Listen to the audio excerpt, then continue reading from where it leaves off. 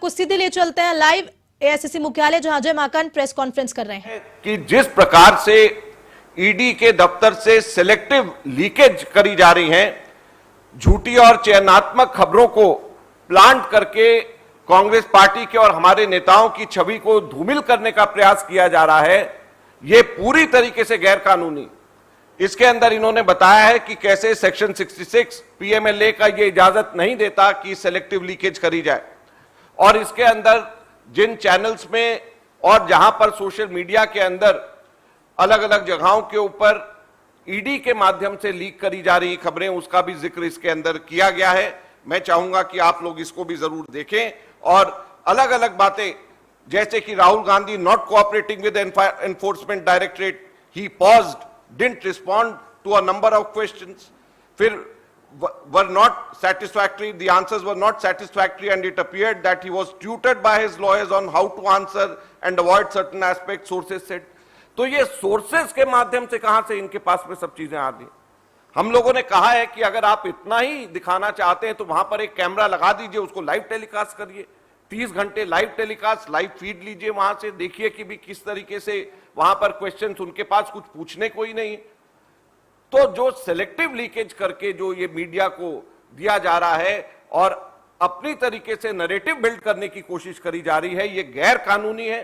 Supreme court ने, high court ने अलग अलग इसके अंदर जिक्र किया गया है कि कहां कहां पे इस तरीके की लीकेजेस के खिलाफ बोला है, और हम सरकार को ये कहना चाहते हैं कि अपनी एजेंसीज को समझाएं और ये सिलेक्टिव लीकेजेस बंद करें, और ये पूरी तरीके से इन्वेस्टिगेशन को प्रभावित करने की ये कोशिश करी जा रही है। और तीसरा इसके अंदर जो महत्वपूर्ण बात है कि एफआईआर कहां है। हम लोग 4 प्रश्न इसके बारे में पूछना चाहते हैं कि पीएमएलए के तहत सबसे पहला तो कौन सा वो अनुसूचित अपराध है, शेड्यूल्ड ऑफेंस कौन सा है जिसकी जांच ईडी ने शुरू करी है। पीएमएलए एक्ट में शेड्यूल्ड ऑफेंस उसके अंदर दिया गया है कि ये शेड्यूल्ड ऑफेंस होना चाहिए, तो वो कौन सा शेड्यूल्ड ऑफेंस है, कौन सा वो अनुसूचित अपराध है जिसके तहत ये इंक्वायरी करी जा रही है, और किस पुलिस एजेंसी ने अनुसूचित अपराध के संबंध में एफआईआर दर्ज करी है, ये तो बताएं। और तीसरा, एफआईआर कहां, क्या हमारे को किसी को एफआईआर की कॉपी अभी दिखाई है? लगातार कांग्रेस पार्टी, हमारे नेता इस चीज को पूछ रहे, कोई जवाब नहीं।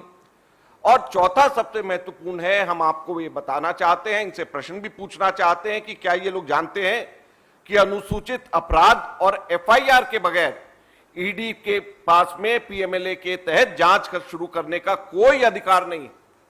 तो अगर कोई अनुसूचित अपराध नहीं, कोई एफआईआर नहीं, तो फिर वो जांच क्यों कर रहे हैं? और अगर है अनुसूचित अपराध और एफआईआर तो उसको सार्वजनिक क्यों नहीं कर रहे? सीधे सीधे हम लोग ये प्रश्न पूछना चाहते हैं। आज कांग्रेस पार्टी जंतर मंतर पर सत्याग्रह कर रही है। शाम को हम लोग 5 बजे राष्ट्रपति जी के पास जाएंगे और 2 बातें मुख्यतः लेकर के हम लोग सत्याग्रह कर रहे हैं और राष्ट्रपति जी के पास भी जाएंगे। एक, जिस तरीके से अग्निपथ स्कीम को लॉन्च किया गया है और पूरे देश के अंदर युवाओं के अंदर आक्रोश है, हमारी मांग है कि इसको, स्कीम को एकदम से वापस लिया जाए, पार्लियामेंट में डिस्कस करा जाए और युवाओं को कॉन्फिडेंस में लिया जाए, बात करी जाए, और उसके बाद में कोई ऐसी स्कीम लेकर के आए जो कि युवाओं से संबंधित है, सेना में भर्ती से संबंधित है। उससे पहले इसको एकदम से वापस लिया जाना चाहिए, यह हमारी मांग। और दूसरी मांग हम लोगों की यह है कि जिस तरीके से लोकतंत्र के अंदर प्रमुख विपक्षी पार्टी के मुख्यालय पे हमला हुआ, जो हमारे चुने हुए प्रतिनिधि हैं, सांसद हैं, जिस तरीके से उनकी पुलिस ने प्रताड़ना करी है, प्रिविलेजेस कमेटी को हम लोगों ने रिक्वेस्ट करा है, स्पीकर को भी और वाइस प्रेसिडेंट को भी, कि वो इसको प्रिविलेजेस कमेटी में दे, इसकी जांच करे, और राष्ट्रपति जी को हम लोग इसके बारे में भी साथ में ये बोलेंगे। अंत में एक बहुत महत्वपूर्ण बात आप लोगों को आज हम जानकारी में लेकर के आना चाहते हैं, अग्निपथ के बारे में। एक, यहां पे आने से पहले किसी ने व्हाट्सएप पे भेजा, वो मैं पढ़ करके सुनाना चाहता हूं। 1 रैंक 1 पेंशन का था वादा, ना रैंक ना पेंशन का है इरादा, क्या हुआ तेरा वादा। अग्निपथ स्कीम का मतलब नो रैंक नो पेंशन और 4 साल की सेवा के बाद भरी जवानी में रिटायरमेंट का टेंशन। इसके अलावा अग्निपथ की स्कीम कुछ भी नहीं है।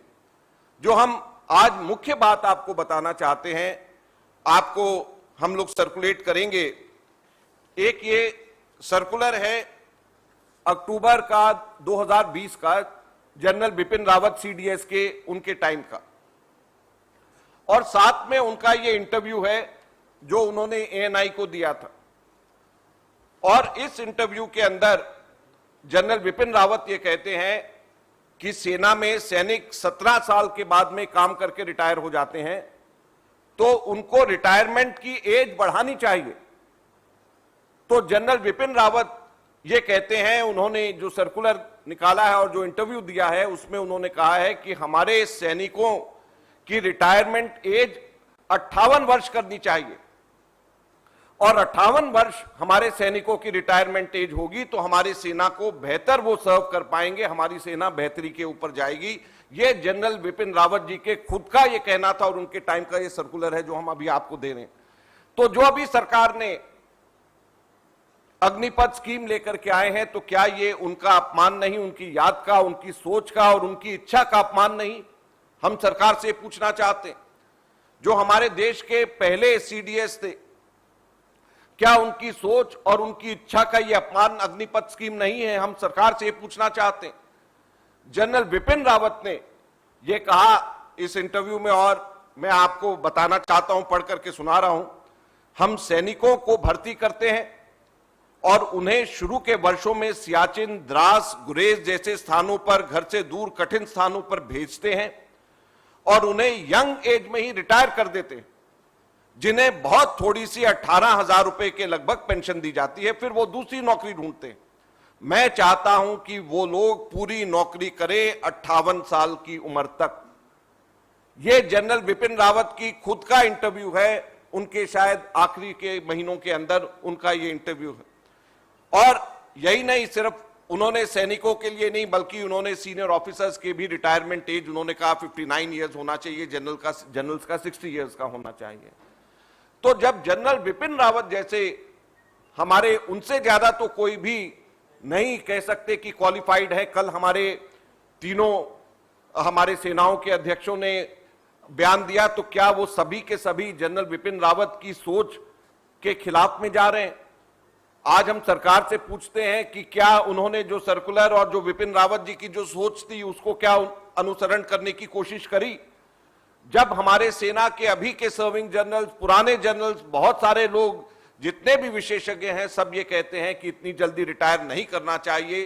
तो सरकार ने 17 वर्ष में जो रिटायर होते थे उसकी जगह अब 4 वर्ष में रिटायर कर रहे हैं, जिसमें ये कहते थे कि इनको 58 वर्ष तक के इनको रिटायर करना चाहिए। अब जो है सरकार उनको मात्र 21 वर्ष के ऊपर रिटायर कर रही है, तो इससे ज्यादा शर्म की बात नहीं हो सकती है। तो हम अंत में फिर से सरकार से कहना चाहते हैं कि कम से कम सीडीएस जनरल बिपिन रावत के कम से कम उनका अपमान ना करें, उनकी सोच का और उनकी इच्छा का अपमान ना करें, ये हम सरकार से कहना चाहते हैं। धन्यवाद।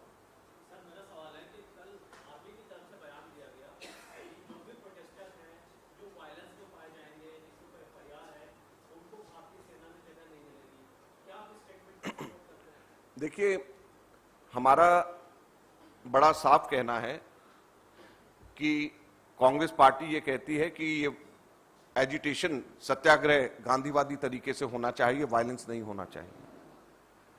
लेकिन साथ साथ में हम लोग सरकार को ये कहते हैं कि सरकार भी आज की स्थिति से जिम्मेदारी से, अपनी जिम्मेदारी से सरकार नहीं बच सकती है, क्योंकि ताली दोनों हाथ से बजती है। सरकार का ये फर्ज था कि इस प्रकार की स्कीम लेकर के आने से पहले व्यापक चर्चा करते और पार्लियामेंट के अंदर डिस्कस करते। युवा जो अपने 2 वर्षों से, जब से भर्ती बंद है, जब से तैयारी कर रहे हैं और सरकार उनके जख्म पे नमक छिड़क रही है और उनके मेहनत का और बेरोजगारी का अपमान एक तरीके से कर रही है, तो ये दोनों हाथ से ताली बजती है, एक हाथ से ताली नहीं बजती है। ये हम सरकार को कहना चाहते हैं और साथ में ये भी कहना चाहते हैं कि इसके अंदर हमारे सभी युवकों को सत्याग्रह का और गांधीवादी तरीके का से अपना एजिटेशन करना चाहिए।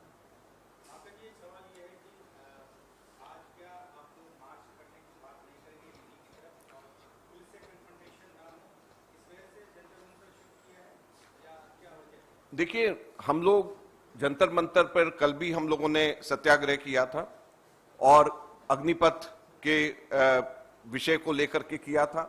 आज जंतर मंतर पर कांग्रेस के देश से सभी नेता यहां पर जमा हो रहे हैं और पुलिस से हम लोगों ने बकायदा परमिशन मांगी थी। कल हमने कहा कि आप हमें बताएं, ये हमारा अधिकार है, लोकतांत्रिक अधिकार है कि हम इसका विरोध प्रदर्शन करें। दोनों चीजों का, एक तो अग्निपथ की स्कीम का भी और जिस तरीके से कांग्रेस के मुख्यालय के ऊपर हमला किया गया और जिस तरीके से राहुल जी को तंग करने के लिए, कांग्रेस की छवि धूमिल करने के लिए ईडी का प्रेशर आ रहा है, इन दोनों तीनों चीजों को लेकर के हम लोग इसके खिलाफ में सत्याग्रह कर रहे हैं और जंतर मंतर पर हम कर रहे हैं। पुलिस ने से परमिशन मांग करके कर रहे हैं। जैसे मैंने कहा कि हम लोग, कांग्रेस पार्टी संविधान में, कानून में विश्वास करती है। हम कन्फ्रंटेशन नहीं चाहते, लेकिन हम अपने लोकतांत्रिक अधिकारों के लिए लड़ते रहेंगे और लोकतंत्र के अंदर हम लोगों का अधिकार है कि हम लोग अपने कहीं भी किसी भी तरीके से अन्याय हो रहा है तो उसके खिलाफ में हम लोग प्रदर्शन धरना करें। ये लोकतांत्रिक अधिकार है हमारा। सर, दो चीजें, एक तो जैसे अग्निपथ पे सरकार ने साफ कर दिया है कि ये योजना वापस नहीं होगी, तो कांग्रेस का क्या एक्शन प्लान इस पे रहने वाला है, एक, और दूसरा कि राहुल जी से पूछताछ का चौथा दिन है। शुरुआती 3 दिनों में हमने देखा कि वो कांग्रेस दफ्तर आए और फिर एक मार्च निकालने की कोशिश हुई जिसकी इजाजत नहीं मिली और फिर वो आगे गए। तो आज क्या वो सीधे ईडी दफ्तर जाएंगे या क्या वो जंतर मंतर पहुंच सकते हैं? देखिए, यहाँ पे एआईसीसी तो नहीं आएंगे वहाँ पे जाने के लिए और ईडी ऑफिस तक मार्च का भी हम लोगों का अभी का कोई कार्यक्रम नहीं है और जो हम लोगों का कार्यक्रम है वो सत्याग्रह का है जंतर मंतर पे, दोनों चीजों को लेकर के। और आज शाम को हम लोग राष्ट्रपति जी से भी मिलने जा रहे हैं और अग्निपथ को वापस लेने के लिए और कांग्रेस के मुख्यालय पे जिस तरीके से हमला हुआ है उसके खिलाफ और हमारे जो चुने हुए प्रतिनिधि हैं, सांसद हैं, उनको जिस तरीके से तंग किया गया उसके खिलाफ और ईडी का जिस तरीके से